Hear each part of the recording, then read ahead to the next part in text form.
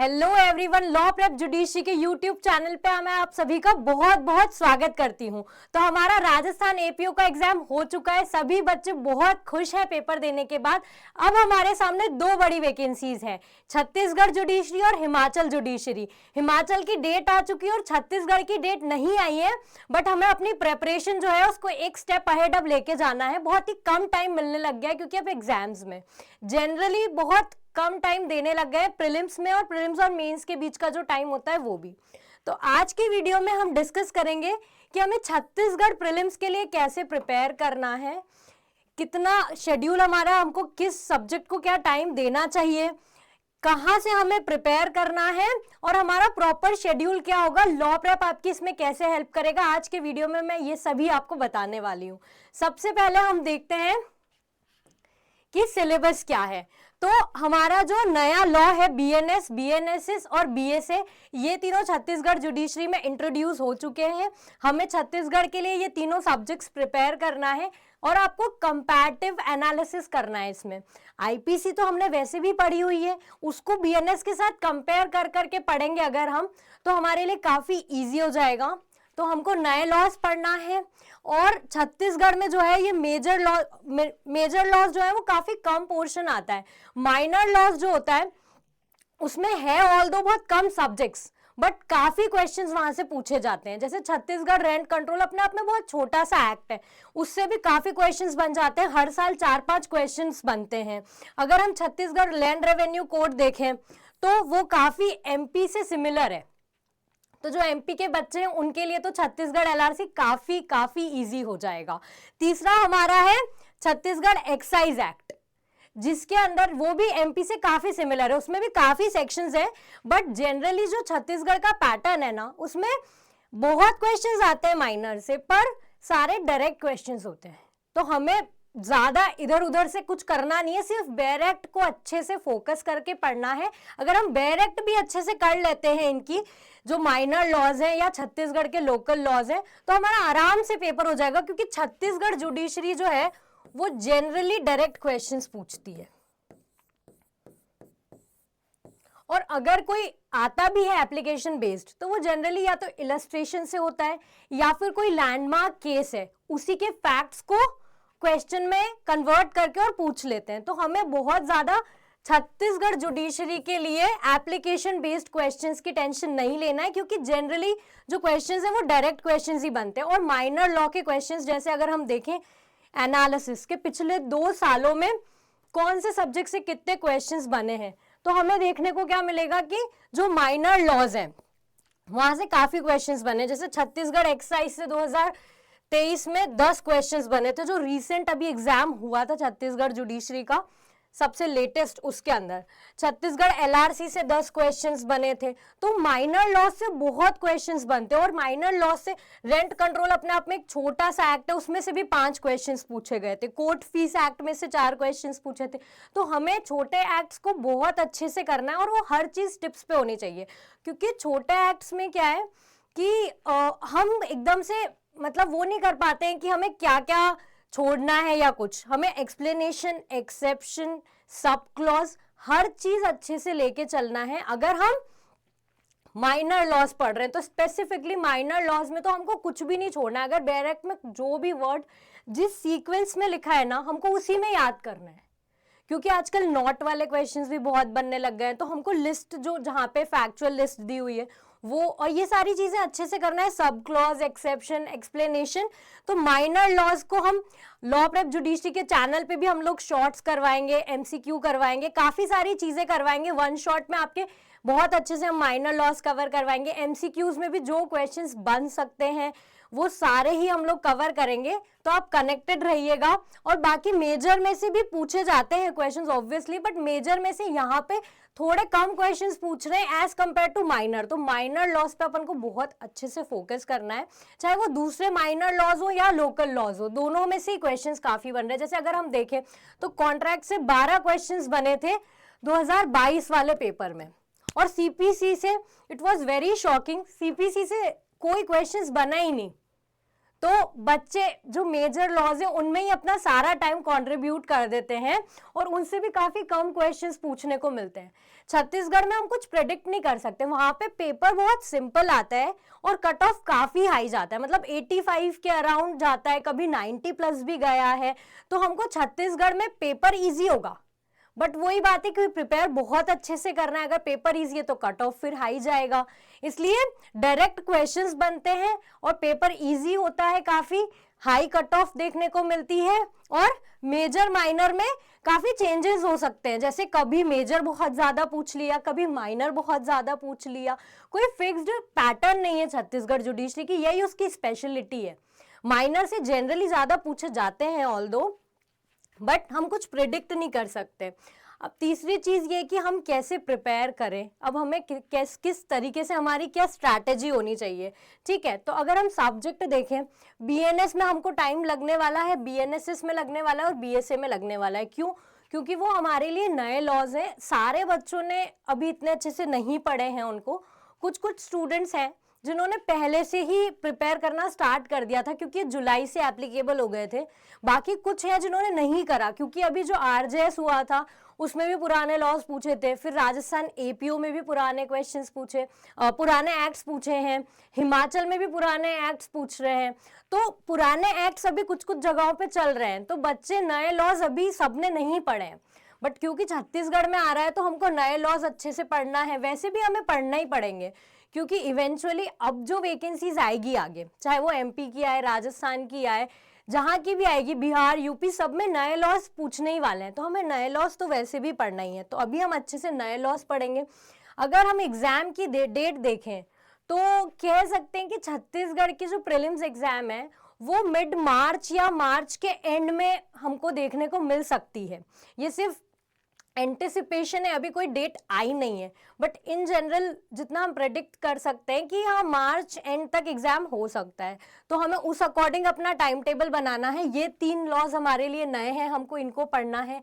CPC ऐसा नहीं है कि हमने सीपीसी पहले हमसे क्वेश्चन पूछा नहीं है तो अब नहीं पूछेंगे। सीपीसी ऑब्वियसली एक मेजर लॉ है, तो यहाँ से तो क्वेश्चन बनेंगे। एक बार ऐसा हुआ था कि क्वेश्चन पूछे ही नहीं सीपीसी से छत्तीसगढ़ जुडिशरी में, बट ऑब्वियसली ये मेजर लॉ है, हमें इसको अच्छे से करना है। जो माइनर लॉ है, अब रेंट कंट्रोल बहुत छोटा सा है तो वो हम एक दिन में भी कर सकते हैं। तो आप एक प्रॉपर टाइम टेबल बना लीजिए और ऐसे करिए कि जैसे मार्च तक आपका एक बार सिलेबस पूरा खत्म हो जाए। तो फेब्रुअरी हमारे लिए एक बहुत इंपॉर्टेंट मंथ रहने वाला है, तो हम फेब्रुअरी में पूरा अपना सिलेबस खत्म कर दें। आपको इस तरीके से शेड्यूल बनाना है। कोर्ट फीस एक्ट भी कोई बहुत बड़ा एक्ट नहीं है, आपको मेजरली 2 एक्ट्स अभी फोकस करना पड़ेंगे। एक तो छत्तीसगढ़ लैंड रेवेन्यू कोड है और एक छत्तीसगढ़ एक्साइज है। ये दोनों एक्ट्स थोड़े से लेंदी हैं, ऑल्दो बहुत टेक्निकल नहीं है, सिंपल ही है। तो ये हमारे लिए दोनों नए हैं। बाकी रजिस्ट्रेशन एक्ट और एक चीज जो सबसे नई है वो है छत्तीसगढ़ का लोकल जीके। बाहर वाले जितने भी बच्चे होते हैं उनके लिए ये थोड़ा सा एक कंसर्न वाली बात है कि हम जनरल नॉलेज कहाँ से पढ़ें। तो आपको छत्तीसगढ़ का जो जनरल नॉलेज है, देखो बाकी पूरा तो आ नहीं रहा है, सिर्फ स्पेसिफिकली छत्तीसगढ़ का ही आ रहा है। तो आप कोई सी भी अच्छी बुक लेके और थोड़ा थोड़ा छत्तीसगढ़ के बारे में पढ़ना स्टार्ट कर दो। अगर आप रोज 2-3 पेज भी पढ़ोगे किसी बुक के तो आप आराम से एक्सेल कर लोगे, क्योंकि अपन को प्री देना है, मेंस नहीं। मेंस में तो आ ही नहीं रहा है, मेंस में तो आता नहीं है जीके, तो हमको सिर्फ प्री के अकॉर्डिंग करना है। तो आप इस भरोसे मत बैठो कि एंड में कोई मैजिक हो जाएगा। आपको जीके ऐसी चीज है जो रेगुलरली याद करोगे तो ही याद होगी, क्योंकि फैक्ट्स याद करना है तो वो तो करना ही पड़ेंगे हमें। कि ज्योग्राफी है छत्तीसगढ़ की तो वो क्या है, क्या रिवर्स है छत्तीसगढ़ में, हिस्ट्री क्या है छत्तीसगढ़ की, तो ये बेसिक चीजें हैं जो जनरल नॉलेज हमें पढ़ना ही पड़ेगा। इसमें भी अगर जो एमपी वाले हैं उनके लिए तो काफी इजी हो जाएगा, क्योंकि उन लोगों को पहले से कुछ चीजें पता होगी और काफी सिमिलर भी है चीजें। लॉज भी हम देखें तो छत्तीसगढ़ और एमपी की काफी सिमिलर होते हैं, तो छत्तीसगढ़ का और एमपी का तो सिमिलर हो जाएगा, बट स्टिल जनरल नॉलेज बहुत कोई कंसर्न वाली बात नहीं है। और आपको लॉ प्रेप जुडिशरी के चैनल पे भी जीके से रिलेटेड अब वीडियोस रेगुलरली देखने को मिलने वाले हैं, तो आपको बिल्कुल टेंशन नहीं लेना है। थोड़ा थोड़ा बुक से स्टार्ट कर दो पढ़ना, और बाकी सूर्या सर भी आपको करवाएंगे और रेगुलरली आपको कंटेंट मिलता रहेगा। तो जीके हम कर लेंगे वहां से, और ये सारे लॉज हमको एक टाइम शेड्यूल इस तरीके से बनाना है कि फरवरी तक हमारा एटलीस्ट एक बार जो सिलेबस है वो पूरा खत्म हो जाए। हम इस चैनल पे सब क्या करने वाले हैं ये मैं आपको बताती हूँ। सबसे पहले हम करेंगे PYQs। सबसे पहले हम जो छत्तीसगढ़ के रीसेंट 3 साल के पेपर्स हैं हम उनको सॉल्व करेंगे, सो दैट हमें एक आइडिया लग जाए कि छत्तीसगढ़ के क्वेश्चंस बनते कैसे हैं। ठीक है, हम PYQs करेंगे, थोड़ा सा आइडिया मिल जाएगा। उसके बाद हम माइनर लॉज के 1 शॉट करेंगे और MCQs करेंगे। हमने रेंट कंट्रोल ऑलरेडी कवर कर लिया है। बच्चे बहुत मैसेज करते रहते हैं कि मैम आगे के सब्जेक्ट्स कब होंगे, आगे के सब्जेक्ट्स कब होंगे। तो हम फरवरी में छत्तीसगढ़ के और जो माइनर सब्जेक्ट्स हैं उनको भी कवर करेंगे। फरवरी से हम स्टार्ट कर देंगे माइनर लॉस के 1 शॉट और MCQs। अभी इस मंथ हम करेंगे PYQs जो छत्तीसगढ़ के अब तक 3 साल के पिछले साल पेपर्स हैं वो सारे, सो दैट हम एक एनालाइज कर ले पैटर्न। आफ्टर दैट हम माइनर के करेंगे और हम मेजर लॉस के MCQs भी करेंगे। तो ये हमारा पूरा प्लान रहेगा और आपको भी टाइम टू टाइम रिवीजन करते रहना है, सो दैट हम पीछे ना रहे किसी चीज में। और छत्तीसगढ़ पे मैं तो कहूंगी आपको टारगेट करना ही चाहिए छत्तीसगढ़ को, क्योंकि उसके अंदर मेंस में जो है लॉ तो आता ही नहीं है, सिर्फ जजमेंट राइटिंग आती है और ट्रांसलेशन आता है। अब जजमेंट राइटिंग और ट्रांसलेशन के लिए भी बच्चे पूछते रहते हैं कि मैम कैसे करें। तो जजमेंट राइटिंग के लिए आपको क्या करना है, MP और छत्तीसगढ़ दोनों के प्रीवियस ईयर के पेपर्स निकालना है मेंस के। उनमें अब तक जितने भी क्वेश्चंस पूछे हैं, जनरली थेफ्ट, मारपीट, यही क्वेश्चंस पूछे जाते हैं जो मैजिस्ट्रेट कोर्ट के पास जाते हैं। तो आपको वो क्वेश्चंस निकालना है और उनको सॉल्व करके देखना है। आप कोई सी भी स्टैंडर्ड बुक ले सकते हो, जैसे आप रॉबिनजित की बुक ले सकते हो, उसमें सारे प्रीवियस ईयर के जो पेपर्स हैं उनके आंसर्स दिए हुए हैं। आप वहां से सॉल्व करने की प्रैक्टिस करो। और आप एक चीज ये करो कि डिस्ट्रिक्ट कोर्ट की जो वेबसाइट है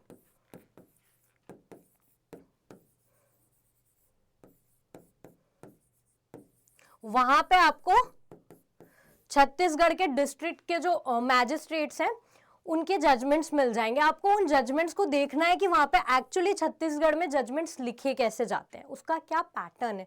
जब आप इवेंचुअली ये चीजें पढ़ने लग जाओगे, रोज जजमेंट रेगुलर बेसिस पे पढ़ने लग जाओगे, तो आपको आइडिया लग जाएगा कि एक्चुअली जजमेंट्स कैसे लिखे जाते हैं।